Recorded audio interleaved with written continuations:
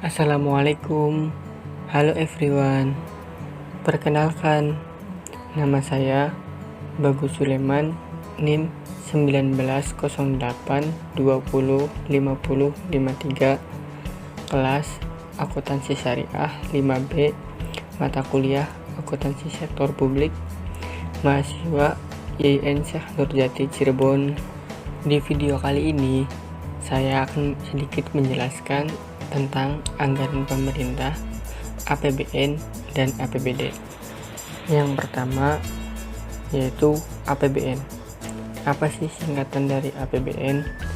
APBN adalah anggaran pendapatan dan belanja negara. Adapun pengertian APBN adalah kebijakan fiskal dalam konteks pembangunan Indonesia.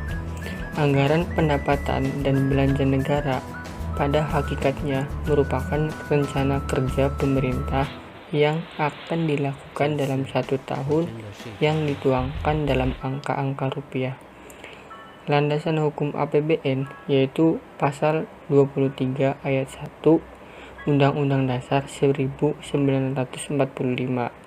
yang mengatakan anggaran pendapatan dan belanja negara sebagai wujud dari pengelolaan keuangan negara ditetapkan setiap tahun dengan undang-undang dan dilaksanakan secara terbuka dan bertanggung jawab untuk sebesar-besarnya kemakmuran rakyat.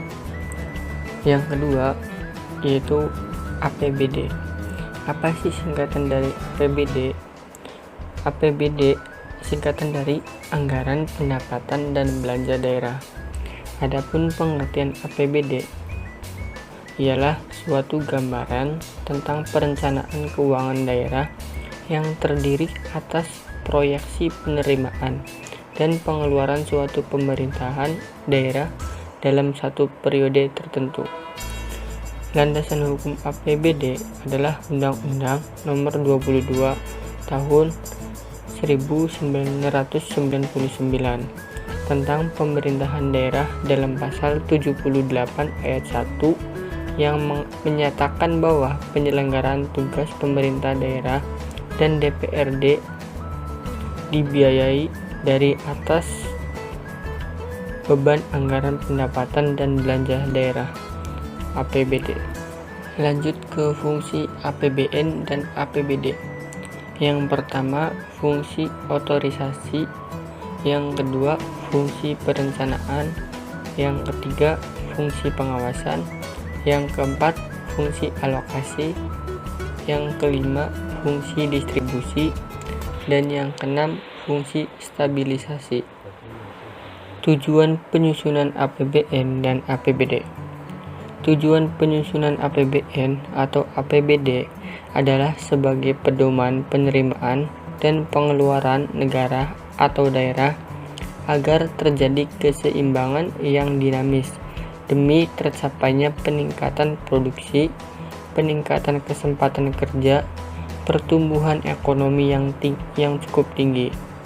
Adapun tujuan akhirnya adalah mencapai masyarakat yang adil dan makmur, material dan spiritual berdasarkan Pancasila dan Undang-Undang Dasar 1945. Sumber-sumber pendapatan negara dan daerah. Yang pertama, pendapatan negara. Di Indonesia, penerimaan negara dapat dibedakan atas dua sumber. Yang pertama, penerimaan dalam negeri. Penerimaan ini terdiri atas penerimaan minyak dan gas bumi dan penerimaan di luar migas. Dan yang kedua, penerimaan pembangunan. Penerimaan ini terdiri atas bantuan program dan bantuan proyek. Dan yang kedua, pendapatan daerah. Sumber-sumber pendapatan atau penerimaan daerah dibedakan atas 6 sumber. Yang pertama, penerimaan asli daerah. Yang kedua, bagi hasil pajak dan bukan pajak. Yang ketiga, bantuan pusat APBN untuk daerah tingkat 1 dan tingkat 2. Yang keempat, sisa lebih anggaran tahun lalu.